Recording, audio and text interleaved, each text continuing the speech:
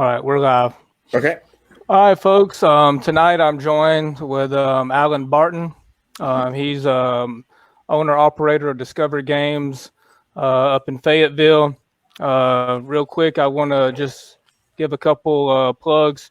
The WGC Waycross Gaming Community does have a T-shirt. It is available on TeePublic, and I will post a link on how to get to that shirt. And we've got some other items on that site as well that have the WGC logo.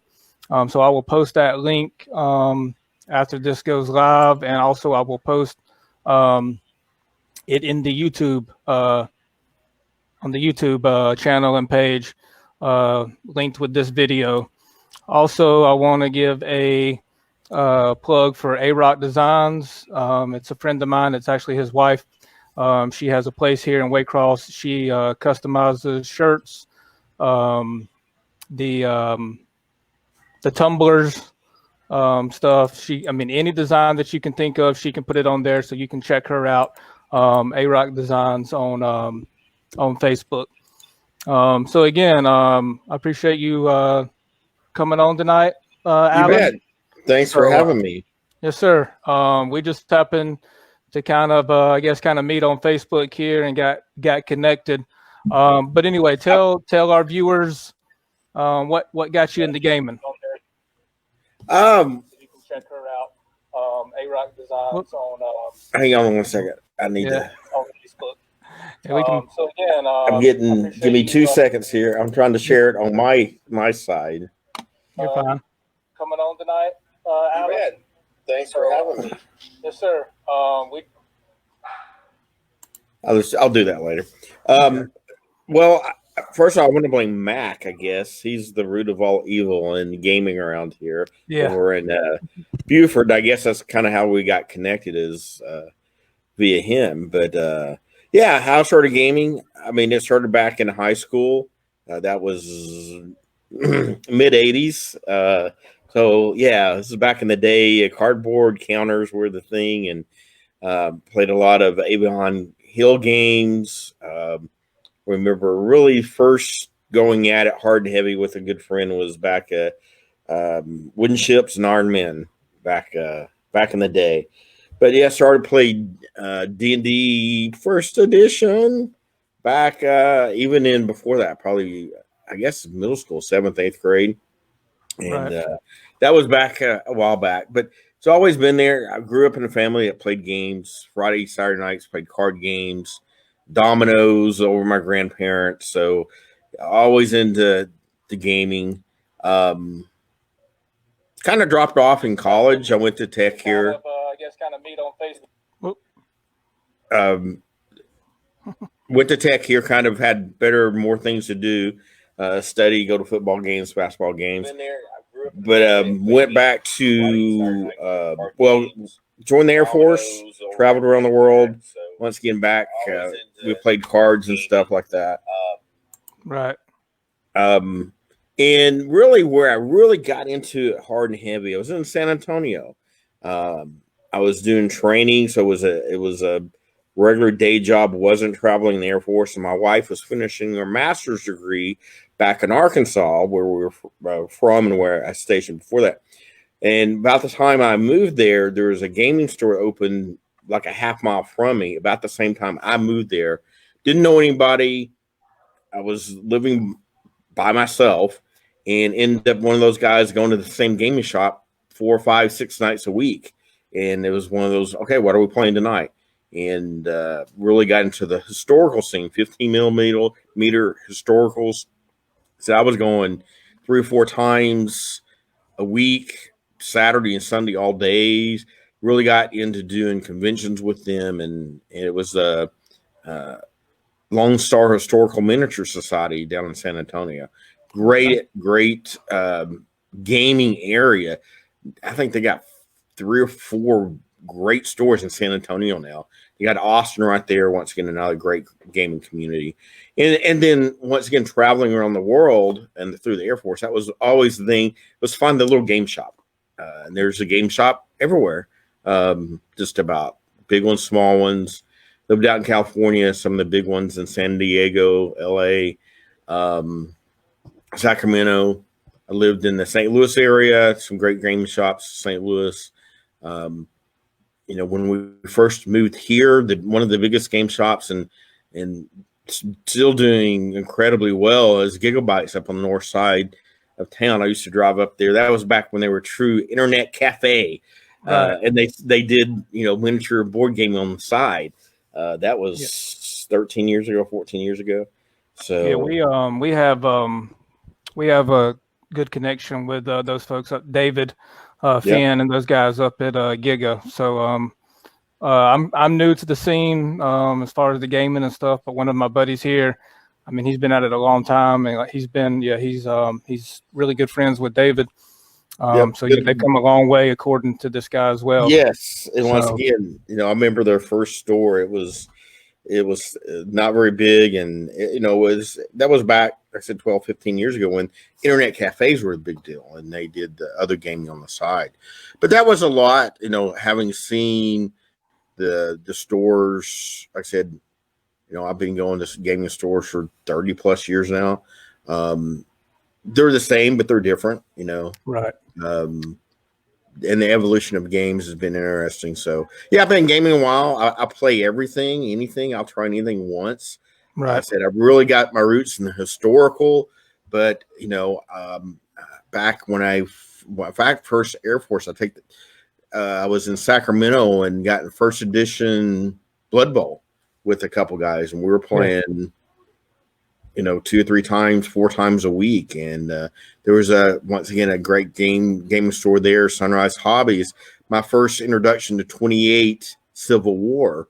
These guys had, you know, a huge table, 6x4 at least, if not bigger, and would put on these huge Civil War games that were this incredible looking. That was once again kind of my first taste of, wow, that looks impressive. Right. I mean, so. Yeah.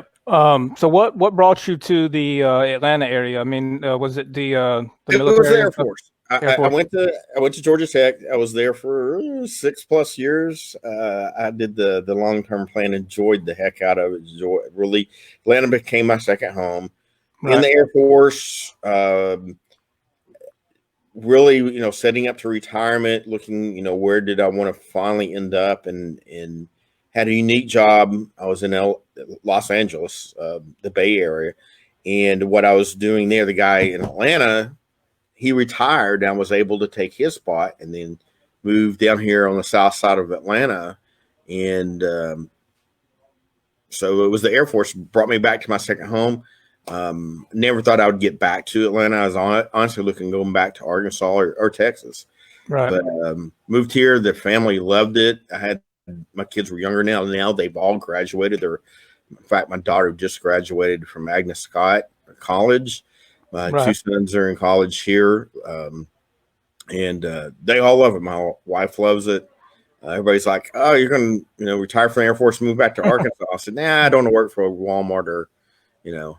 So yeah, I saw your post the other day. I guess with your daughter graduating from Agnes Scott.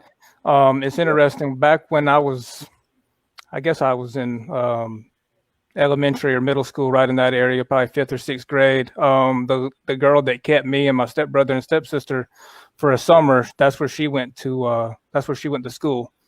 Well, back in the day, back when Georgia Tech was all male school, there's a lot of tradition there between Georgia Tech, because it was a military school, and Agnes Scott, you know, all women's school. There was a lot of tradition, and you know, it's like all the older, very traditional schools like Tech. They have a lot of songs, and some of it includes Agnes Scott. And my daughter, she pulled out, graduated, and showed me some things that they had songs about Georgia Tech, guys at Georgia Tech. You know, they don't date guys from Tech type stuff. Right. But yeah, it was cool. Yeah, they actually filmed part of Scream 2 there. So they've actually filmed, I think, about 4 to 5 movies over the 4 years. My daughter was there. I didn't realize that campus, and it's in Decatur. I mean, downtown Decatur, and you got this little campus that's about 4 or 5 square blocks, but it is old, traditional, the buildings are incredible. And, right. Yeah, like I said, we were pretty young, and we did meet Nev Campbell and Wes Craven while we were there, but we tried to go see some filming, and they told us to come back at a certain time. But we got there before they told us, and they were like, "It's full," and we were like, "No, we're just too young," because we were probably, 12 or 13 or so. They just thought we were too young. In Atlanta, it's people go. So, of course, now the movie industry is getting to be like second nature, especially down here in Fayetteville. A lot of my new customers, young customers, are associated with Pinewood. One of the guys that is coming and help me do some video, help me set up my YouTube channel. He's a camera guy. Gotcha. They're not filming. I have another young lady that does prop work. She does miniature prop work.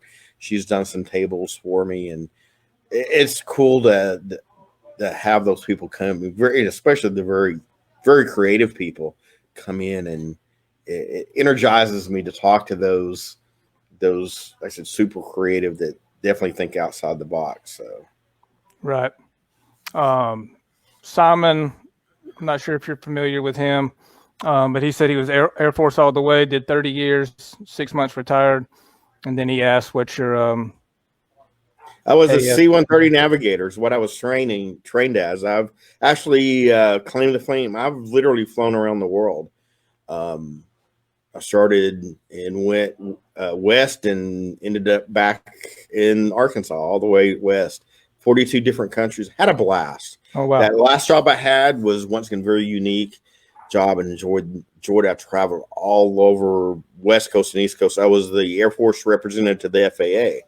So I did liaison work, mainly, honestly, worked more with the FAA, but traveled to all the Air Force bases and then all the air traffic control centers, West Coast, and then 4 years on the East Coast. When I was here, I went all the way from Miami all the way up to Maine. And it was a travel. I loved to travel. I was gone almost every week.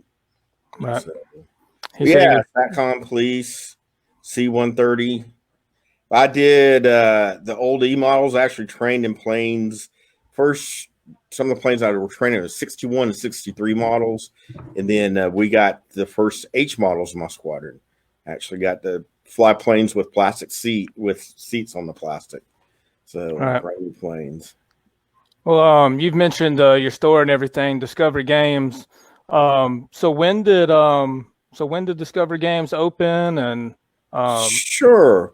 The history behind that, right when I moved here, Tree Fort Games opened. In fact, Tree Fort Games, the original store, was about 100 yards from where I sit now.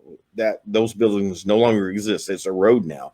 But Tree Fort Games, John started it. I mean, that shop was maybe 1,200 square foot. I think he had 2 tables. He started teeny tiny, and did incredibly well because if you're familiar with Atlanta, we're on the south side going past I-20, past the airport, through downtown. You can't do it during the weekend. Even on the weekends, it's an adventure to get. I'd rather, once again, drive over the Waycross than drive to the north side of Atlanta. And like Gigabytes, it's a good hour drive. During the week, you can't do it. And then I know another great store, even further north, is Meeple Madness. I go up there every once in a while. It's an hour and a half adventure up there. Wow. So I think Tree Fort did well.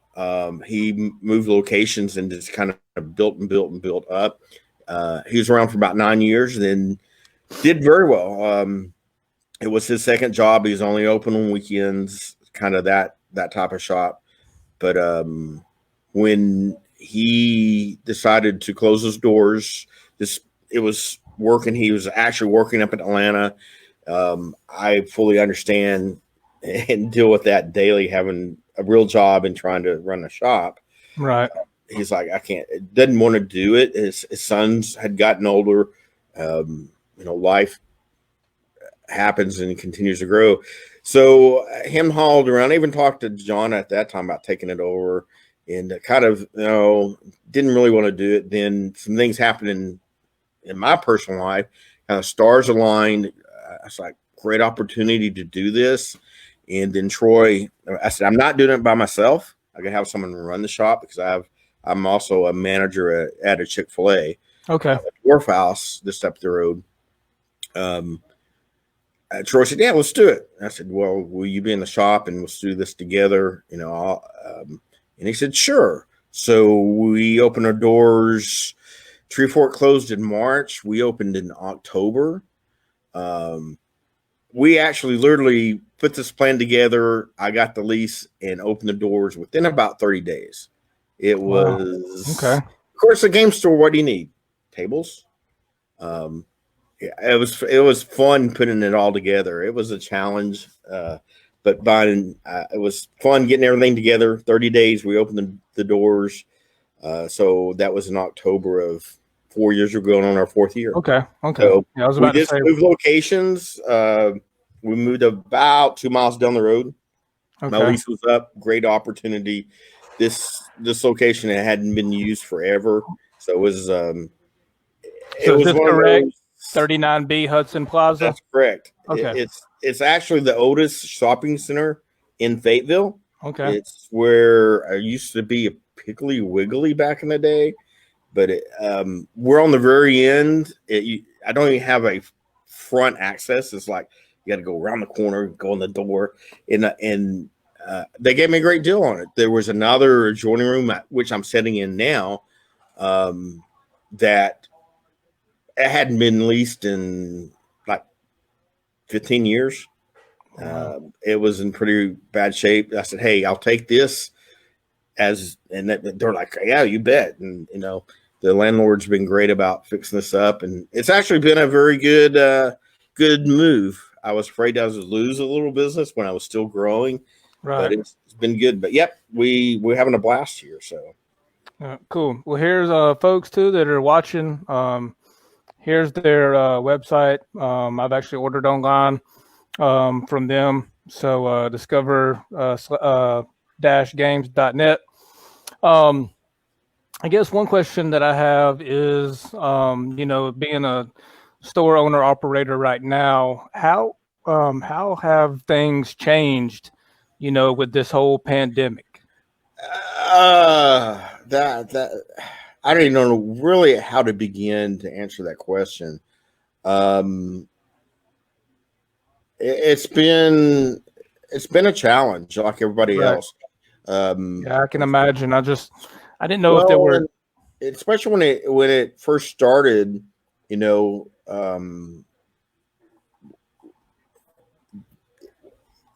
luckily, because like I said, I was a manager at the Chick-fil-A, so I was getting some great information, following what they were doing as far as, this was before they even started shutting stuff down, precautions and what's going to happen. And of course, following the news. So we kind of had a game plan initially before they even shut us down. Then we had kind of a interesting issue here in Georgia before the governor kind of took charge of everything. Right. Every place was doing their own thing, and the city of Fayetteville came out, and they were literally almost closed everything. They physically shut down the Michaels, which is on the other end from me, and basically we were shut down, zero business, for about 2 weeks. Okay. And then that's when the governor came back and said, "No, this is the guidelines we're going to follow," because everybody was doing it. Was trying to find out what the flavor of the day, what we could and couldn't do. Right. Yeah. So did y'all have it still is. It's still a challenge. Still, I know I'll try to listen to the governor's, what there's going on. And a lot of, and it goes, as you probably know, they just canceled Gen Con. Right. I heard that earlier today. Yes. Yep. So, trying to be proactive, and I tend to be a very positive person. Don't get me wrong. There's been days I just like, this is, how am I going to do this? But try to look 3 or 4 months out, how can I make that? What can I do to continue that? Me and Troy decided quickly. It was right after this. Fayetteville said, "Nope, can't be open." We said, "Yeah, I'm going to do this. I don't care, because this is not. I'm retired Air Force. I'm working full time. In fact, Chick-fil-A, we're actually up in sales, or it's crazy. Yeah. I'm not having to live on this. Now, if I was having to live on this, that's a whole different story. Yeah. I tell you, the people, the mom and pop businesses in general, not just game stores, but restaurants and nail salons, and I utmost respect and for them right now. And I'm like, I don't know how some of these people are doing it. I have to make money, but like I said, me and Troy sit down. We're not going to close. If this is 3 months, I can make it through the summer. We were doing online sales already. Right. Yeah. We started that. That was one big thing when we moved to this location. We changed up our point of sale system to do online sales, and we were focusing on games that people didn't carry in the States. But we already had that set up, so we were able to quickly expand that into basically about 70-80% of the shop. I forgot our last count, like 5,000 items online. That was not our intent, but because it was there, we ramped that up. We've sold Games Workshop paint all the way up to, I think, New York area. Yeah, that was one question you just mentioned it, like the international, sales and stuff, or international games and businesses. And so how did that come about with especially with Twisted? Because that's kind of how we met, was through. It was. And once again, a lot of this I will give credit back to Mac and Coastal Con and what he's doing. And this 2-second history. Me and Mac actually met via online. I was like, man, there's some pictures of a game. Someone had done a board, and I was hunting late one night when I first opened up my store, and it was about midnight, and I found it. And I was like, oh, and this guy's online. So I started almost every night, me and Mac chatting, and that's where I found all these cool games that weren't Games Workshop, weren't Warlord Games, weren't any of the big guys. A lot of them were overseas. So Max says, hey, you've got a shop, and kind of put that bug in my ear. And that's something I always wanted to do with my shop. Was I don't want to compete with Gigabytes. They're awesome. They have their niche. They do, huge Games Workshop tournaments. Yeah. I mentioned Maple Madness. There are board games. If everywhere, I do some board games. But, what would make me different? And what do I really like is those kind of niche games. Now, you got to be careful with niche games because if only 3 people play them in the whole state of Georgia. But I said, I'm going to do that. Yeah. We started the online sales because these guys talking to them, that's kind of where I got with the Minted Games. I'm working with Twilight now, several other guys. None of the distributors will pick them up. So shipping from Australia is just stupid. And then even some of the stuff from the UK, because I can order a little bigger and make their worthwhile, I'm getting stuff via DHL in 2 or 3 days, where if you ordered it, it would take 2 weeks.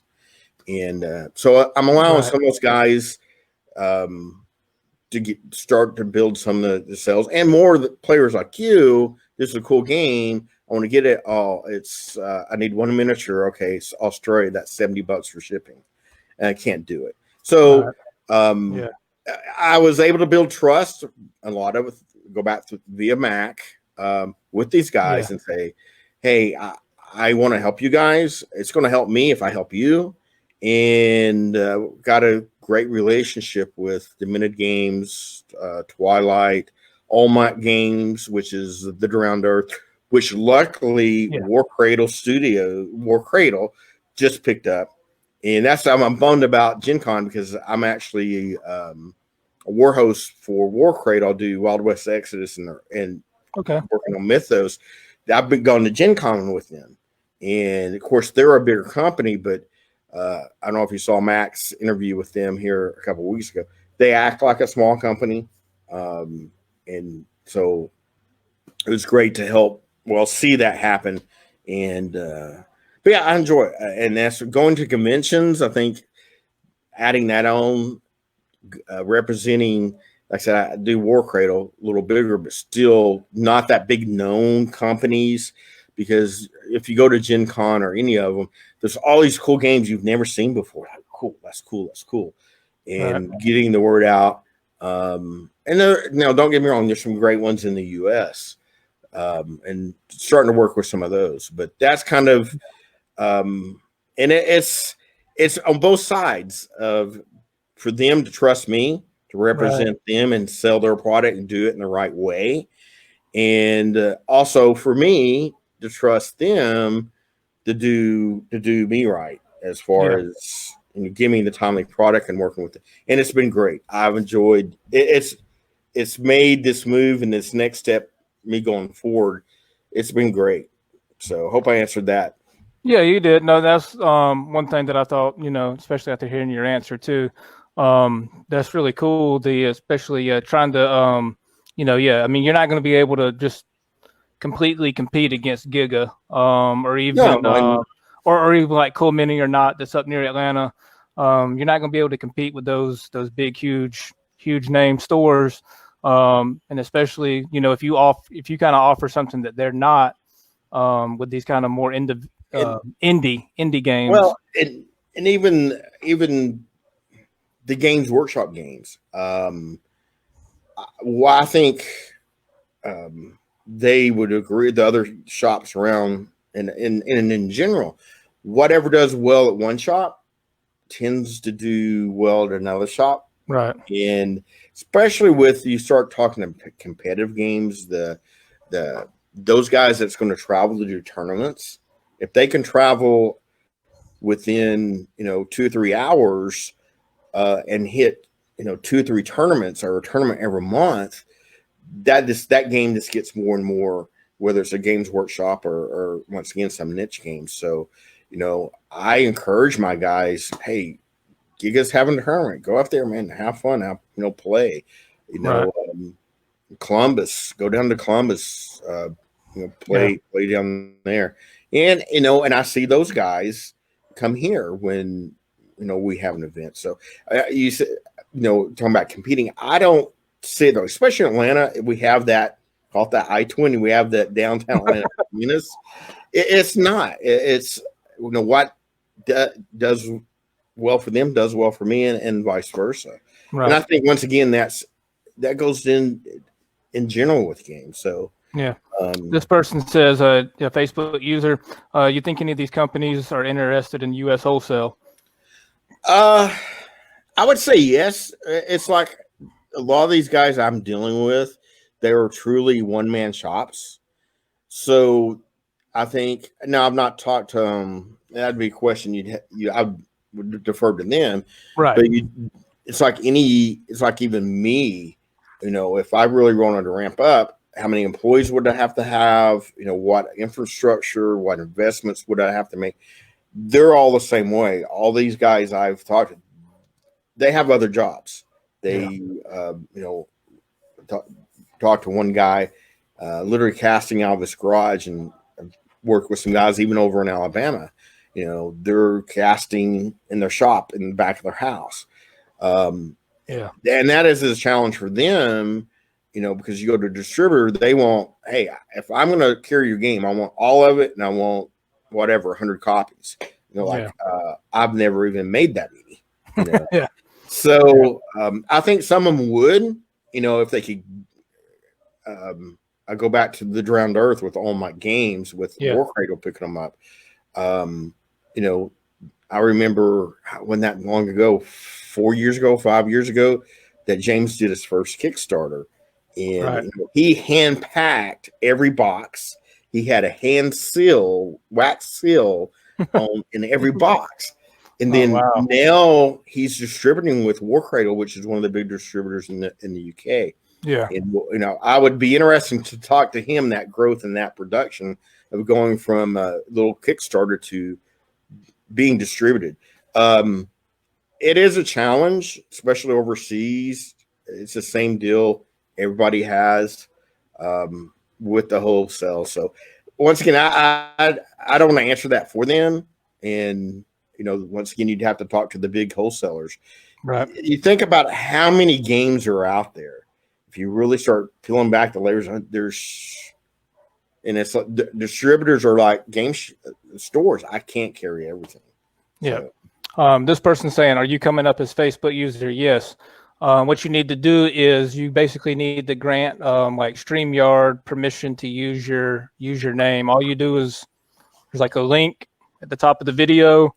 You just click on it, and then I think you just click approve or something like that. So it's literally only like 2 clicks that you need to do. So it's really, really simple and easy. And I saw a comment earlier, and I think we kind of glossed over it. They were talking about the shipping due to, maybe this is it. The shipping rate, right now. And that's not just because of the COVID-19. You know, that shipping, and I tell you, shipping from the U.S. to other places it's just as crazy. And like I said, you go to Australia, and that's where you start looking at, and there's some great companies in Australia. And you look at the shipping cost, and then once again, you know, it's not bad if you're investing $300 or $400. You know, I'm going to get everything in a game, but right. Let's say you do that, and then next year or next month they come out with one model. Yeah, and it's the best model ever. Oh, so it goes back to, I'm trying to help with that. I'm never going to solve that problem, but you know, and thankfully, you know, these guys I'm working with, you know, we're working out the shipping, and it's so it makes it feasible where I can do it and handle those products. You had one person mentioned about game stores open. I am open. I had to come in this room. We're following all the state guidance and trying to keep. I go back to trying to keep up with that. What is the guidance? It's a challenge. All my customers, if I ask them to do something, they'll say, yes, sir, whatever you need me to do. Right. You know, we're trying to keep stuff clean, limit the contact. We are using our big tables, and we got lines 6 foot. So there is some gaming going on, and I'll say that, you know, a little bit. Right. Yeah. But you know, mainly we're doing retail stuff, and 10 people in the store. We did that last weekend. It was because people run out of paint. That was a big getting paint and brushes right now. Yeah. You can't stock it enough. And I know that still at home and painting. It's good. Everybody should have their miniatures painted, right? Exactly. Yep. Get that pile of shame finished, and your gray armies completed, and all that. And I know that's not happening because still selling more miniatures, right? Oh yeah, exactly. Also, I know some places have been offering, I mean, just like the restaurants and stuff, you know, they've been offering like curbside. So I didn't know if that was something y'all we do that. We, you know, our local guys will send us an email if it's you know, not online, and we've even had people not locally. Hey, if we have in the shop, we'll throw up online. You can order it online. Just coordinate with us. You know, call us when you drive up, or you know, I think Troy's even made a couple deliveries. Right. To some of the guys around here. Yep. Go ahead. No, I was just going to read it. I mean, but Bridge Fulfillment is trying to work with smaller companies to make U.S. wholesale manageable. And that's Dave. Okay. He's doing great things with that. I know he's working with a lot of people in the Kickstarters. He's trying to fill that gap. And I think that's a good thing. A really good thing he's doing is is filling that gap between the big distributors and the smaller guys that truly more to a distributor than yeah, you can order your game and then they do the fulfillment. Shoo, it's hard for me to say. But yeah, they're doing good things up there, and I'm glad to see them doing it. It's going to give, I think, people opportunity that would never be able to do stuff, because it goes back to even doing a Kickstarter. How do I can make the game, but then the distribution around the world or even in the US, how do I do that? And I've talked to many people, in the gaming industry, they've done the great Kickstarter, but they've fallen on their face when it comes to getting it out the door. That's a whole other beast. So, right.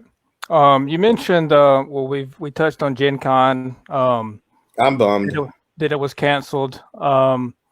But what are some other conventions coming up, or what do you think some of these? I don't know. I was talking to eating my Taco Tuesday with the wife right before I got logged on, and was telling her Gen Con was canceled, and I really don't know. I don't think anybody knows at this moment on the future of conventions in the near future. Hopefully, August, September. I love conventions. That's my true passion. Right. I'm one of the first people to show and then one of the last people to leave. And I kind of use the Discover Games as an excuse to do conventions. And I bought a truck. I've got a trailer now. I'm ready to travel. That was one of my goals. 3-year goals was to do more conventions. I'd lined up to do about 8, and I hadn't done any so far.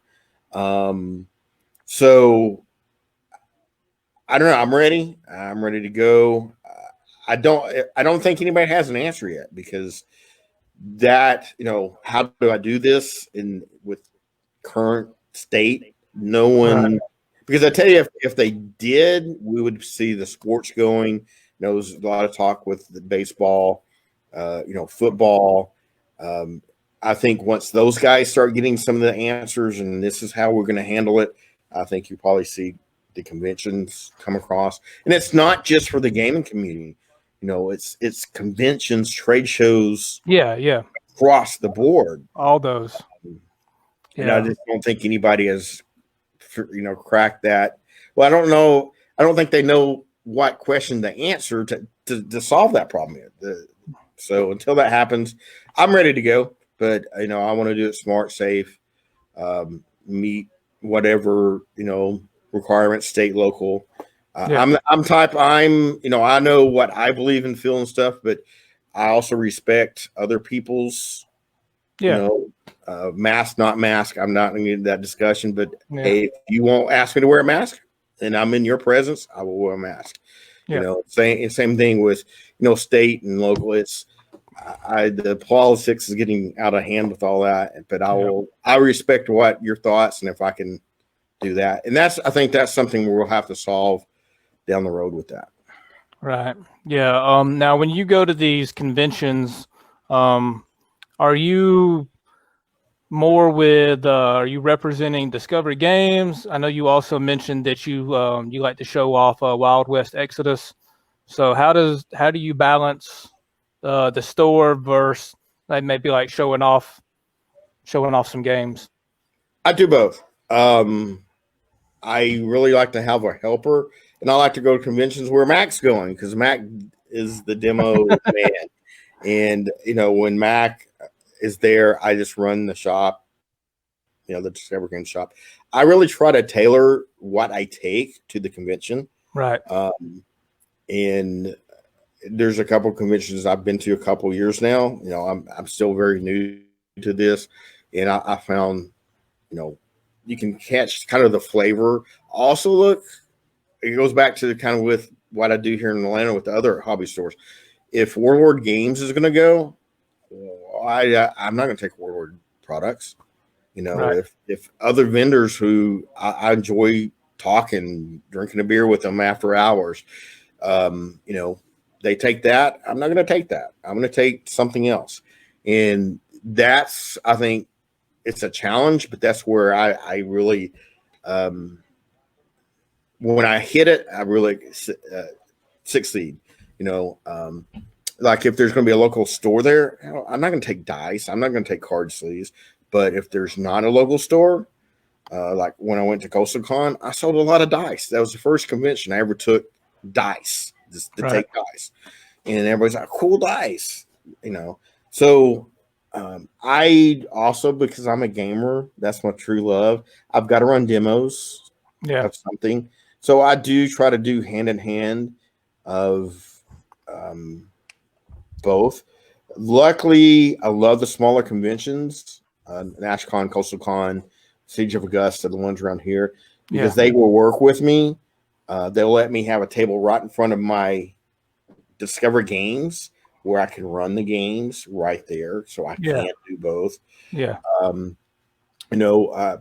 mentioned Gen Con. I went up to PAX Unplugged with War Cradle. When I do that, I'm just War Cradle, and it does give me an opportunity to run around and see the other stuff. But when I went to those, I was doing nonstop Wild West Exodus demos and I enjoy that. I really do. So hopefully that answers the question. I do both. And then, once again, it's one of those things. It's an excuse, and it pays my conventions costs. And I tell you, that's where my passion lies. And talking, like I said, with the other vendors, with the people playing, everybody. I really, that's, why do I do this? That's why I do it. And that's my end goal here in a couple of years. I'd love to be one of those guys that goes, 10, 12 conventions. And I know we've talked about going to some bigger ones as possibly Discover Games, which honestly scares the heck out of me going to. But I think we could do it, and take Twisted and stuff and do well. Yeah, I've never been to. I've been to Jekyll Con. That's really about it. I've been to the one the high school and the county over host a one-day type thing. I've been over there a couple of times, but never really hit one of these big ones. Yeah, you can't compare them. They both have their goods and cons. So I love going to the conventions, 500 people, because you can take your time, get to know people. Like I said, the other vendors, gamers and stuff. You hang out with them. They'll go get you something to eat. You really get to know the people.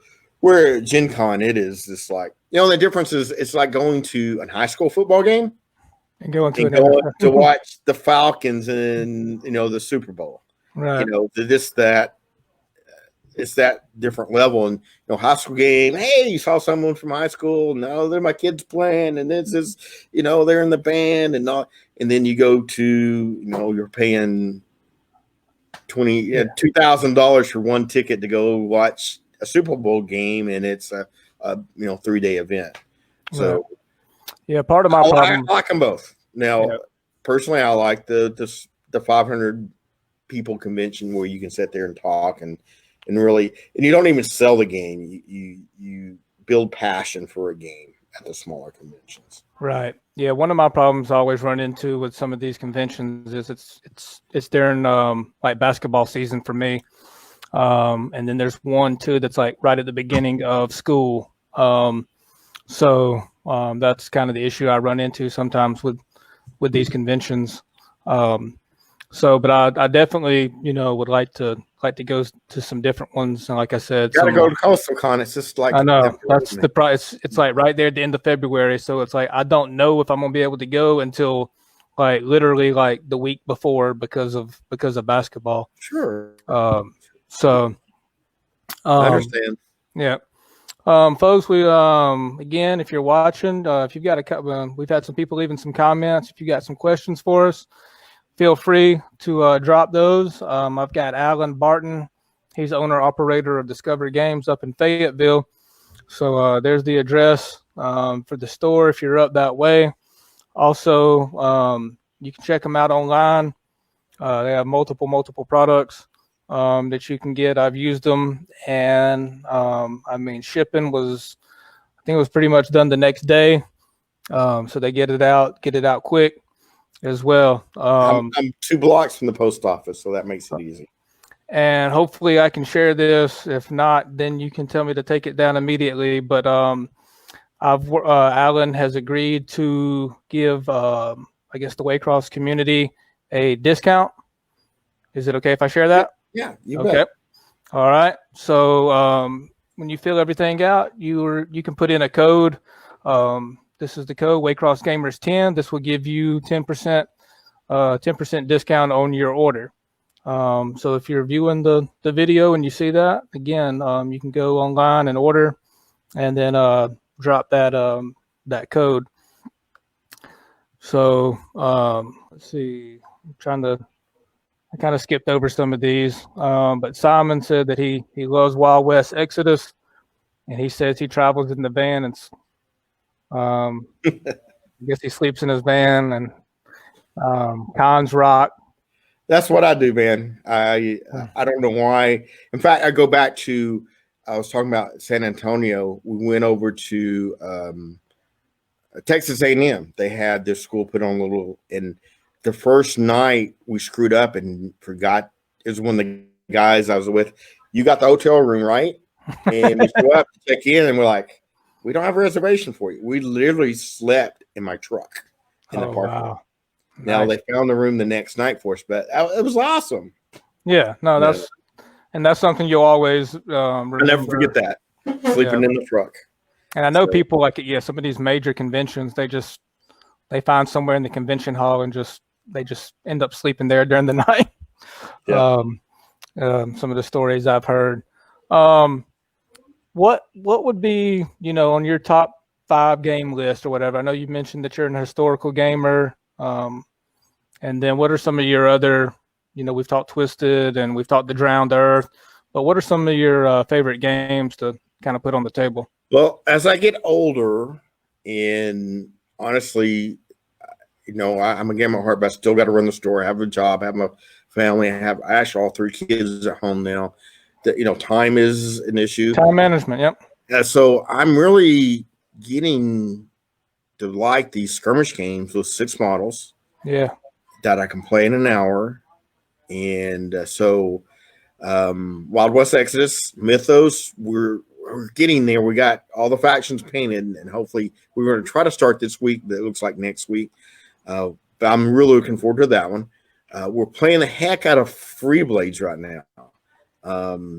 We've done some videos. That was back when everything was shut down. Me and Troy, hey, let's do some videos. Nathan got me to do the YouTube channel. So me and Troy, with help of a couple of other people, when we're after hours and even early in the mornings, we're coming doing some videos. We love the game. Once again, skirmish, playing an hour. The Drowned Earth, you got to check out the Kickstarter and do plug for that. That's going to be a great. That Kickstarter it's going to be a gateway. It's one of those that's board game-ish with miniatures, or is it miniatures in a board game? It's going to be a great gateway game. Right. It's got dinosaurs. This is I had heard about it and knew some stuff about it, but then when I really saw their playthrough that the tabletop did, I was like, oh, I'm in love with that. What else am I playing? A lot of. I love Guild Ball. We played when our first store opened up. We were playing, had 12 or 14 people playing. Once again, skirmish, anything like that. I've honestly gotten further and further away from historicals. Up until now, Clash of Spears. Actually had the chance to drove up to the creator. He actually lives up in Marietta, north side of town, and he invited me up to his house to get all my I backed a retail pledge on his Kickstarter. The passion from Alvaro, and actually I met his brother, Francisco,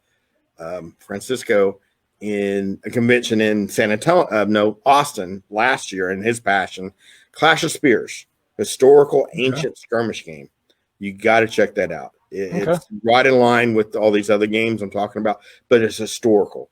You have Romans versus the Gauls, and it's fast play, but still definitely has that feel of ancient. So I'd say that would be the ones that are I'm playing and in my near future to play, I'd say this summer. And that's the ones I'll plug my YouTube channel. Yeah, I was gonna tell you. Yeah, go ahead and plug that. That was something we started with. Me and Troy said, like I said, sitting here going, no one's here. What are you gonna do? And then Nathan actually, I said he's a dolly grip in the movie industry. He was gonna come in. In fact, it was a week they shut us down, and we were gonna do videos, and we weren't able to do that. So I said, you know what, Nathan, help me put this YouTube channel together anyway, because we started looking. There's not almost no videos on Twisted. I know there's still not a lot because we hadn't done them yet, but there's not much out there. Free Blades, there was a little. Twilight, we're gonna do some more. And after doing them now, I understand it's real easy to get excited and you do one, then I got to get something out there now because you got to keep it fresh. This is like these games. And I know you started a YouTube channel, and I've started one. It's fun, but it's one of those it takes about twice as long to edit, and I'm doing almost no editing. And you can thank Ash Barker for that. When I listen, he's the Gorilla Miniature guy. He just does his videos, and he doesn't care if he gets his rules wrong or if he makes a mistake. He's all about just having fun getting the video out there. Yeah. And that's what we try to do. Anyway, but that's the game we're playing. Yeah, I've done zero editing on mine. I just usually download it and then re-upload it. And that's what I'm doing. I've enjoyed watching some of y'all's videos, and then I know Mac has kind of a series he does on there where it only it goes about 5 minutes, but it's Ask Mac. So those were enjoyable to watch too. I appreciate him. In fact, he's still got the most viewed videos. So he gives me a hard time, but no, I appreciate his help on that. Yeah. So folks that are watching, go hit up Discover Games on YouTube as well, and hit that subscribe button and hit the little bell to get notified when they post a new video. Yeah. Let us know if there's anything you guys want to see out there. So. And if you haven't subscribed to the Waycross Gaming Community channel, you can go to and subscribe to that as well. I was trying to think what would what's your most memorable gaming experience? Ooh, whoa! Or one of your most recent? One of my most. In fact, I actually got to play some games lately because once again, with the shop shut down, me and Troy locked the door at 7:00, and we actually got some games in. So honestly, I try to be a positive person, and I guess me getting back into the gaming because opening up this shop in October after last summer, I sat down and I hadn't played a game. Even I went to Coastal Con and did some other convention other than doing demos. I hadn't really played any gaming in like 6 months. So just to get at this Free Blades and I've played, I don't know, about 7 or 8 games the last week or so. Yeah. I hadn't got to do that in a long time. So this will be a memorable moment. Hey, what did you do when your store was shut down? I actually got to play games. Got to play. So, but no, other than that, I mean, I actually, this made me think about Chuck Dempsey was a guy in high school. We go back to the wooden ships and Iron Men. We got to play in a campaign, and I was going over to his house every Sunday it was a summer.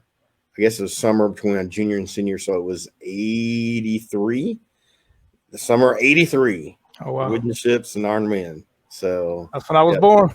No. Yeah, I'm old. Don't tell me that. So, something I always kind of like to ask. So you able to sit down and play a game and everything, and you can pick 3 people, living or dead. Who would you sit down with, and then like what would y'all play? Oh, well, just off the top of my head, because Mac has been such an influence since I've opened the shop, and his tables are incredible. He always tells a great story. Phenomenal. Yeah. I would say Mac. In fact, been talking with the wife, and maybe because I need to get away for a couple days and relax. Is going over to Buford maybe and playing a game with him here. Yeah. In June sometime. I go back to when I was in Sacramento. I believe the name of it was Sunrise Hobbies. I said it was a great hobby store. It's one of those that had everything, miniatures. It did model airplanes and everything. That was the first table. I was just like, wow, this is incredible. 28 mil Civil War. The goal was to take this bridge, gorgeous bridge, stone bridge. And later, I was going over there a couple times a month, playing with those guys, and come to find out, Robin Williams. Oh, okay. You go in that store, and he was a miniature gamer. He actually had a lot of, I think, a lot of Games Workshop stuff. And thinking about that, that would have been cool to play with someone, not because he's famous stuff, but I've always loved Robin Williams. Yeah. Can you imagine playing a miniature game with Robin Williams? Yeah. So I would say Robin Williams. This would be, it would have to be a trip, man. And and thinking someone like that was a miniature gamer. And I tell you, that's something else about this. You're finding out all these famous people, right? Whatever you think is famous, or gamers, not just miniature board gamers.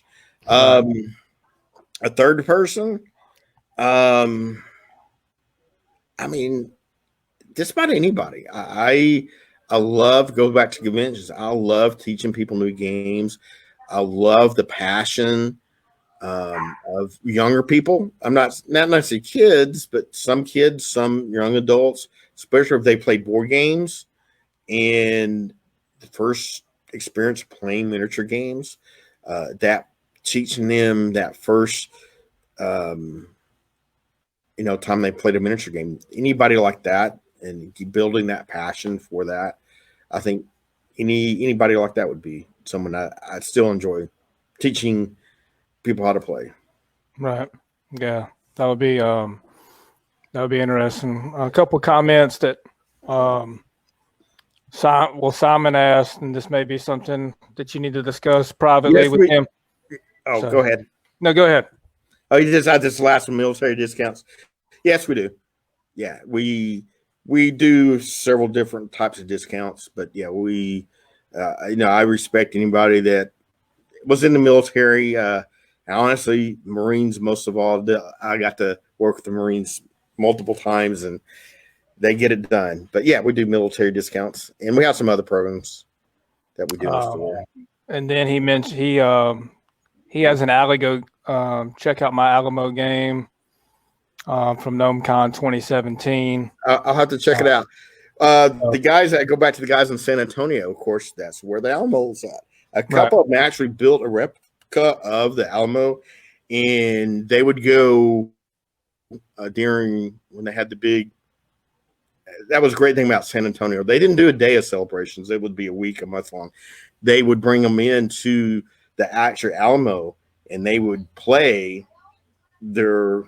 And I can't remember what rule set they used. They used 28s, and they had the whole thing in 28 mils, but they actually got to play the Alamo in the Alamo. I was just like, wow. I never got the opportunity to go with them, but I was like, that's about the coolest thing I think you could ever do is play the Alamo in the Alamo. Yeah, so, yeah, that would be really cool. See, you might have to come up and put it on, have to play it. So there you go, Simon. Anyway, we've been going almost an hour, folks, and I always try to stay around an hour mark.